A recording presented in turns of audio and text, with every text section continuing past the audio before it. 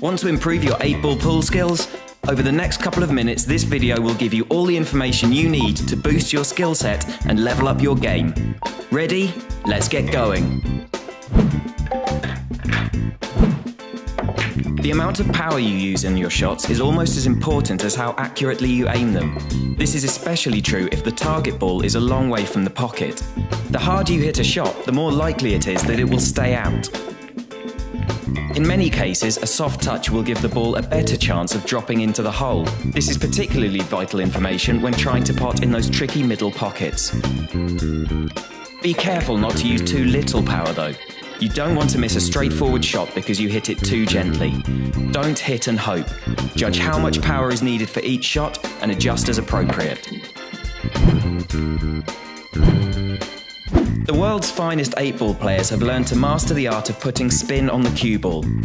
Clever use of spin can avoid those dreaded "oops, I sank the cue ball" moments, or better yet, get you in a good position for the next pot. You put spin on your shots using the arrow keys or by dragging on the cue ball in the corner and dragging the dot into position.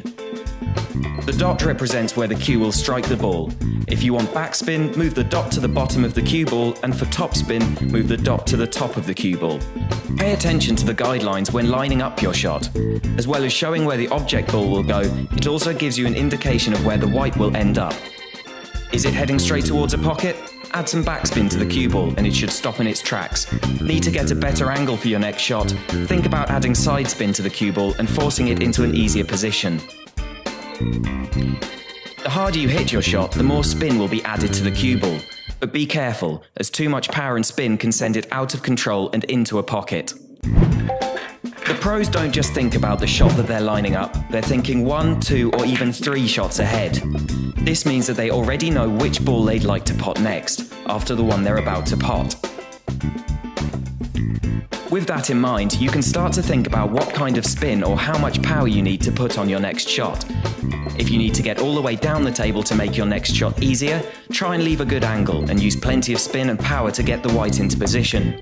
Don't leave yourself a longer, tougher shot than necessary.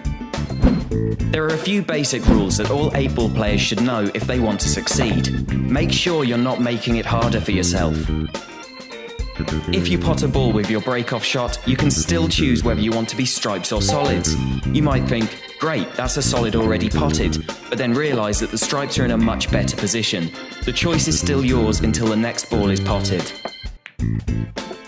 If a ball doesn't hit the rail around the table, that shot is a foul.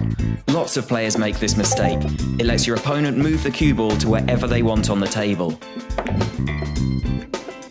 If you pot the black but the cue ball also goes down, you lose the game.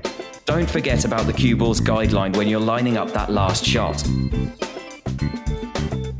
If you're playing in the Cairo tier or above, you need to call which pocket you're going to pot the 8-ball in. If you call a pocket and then pot the 8-ball in a different pocket, you'll lose the game.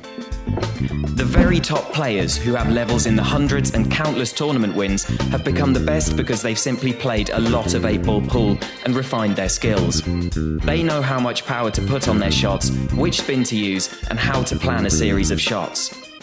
The best way to join them is to keep playing, practicing, and learning. Remember, you can practice 8-ball pool offline on your mobile with the quickfire mode. That way you can be prepared before taking on the rest of the world. Good luck!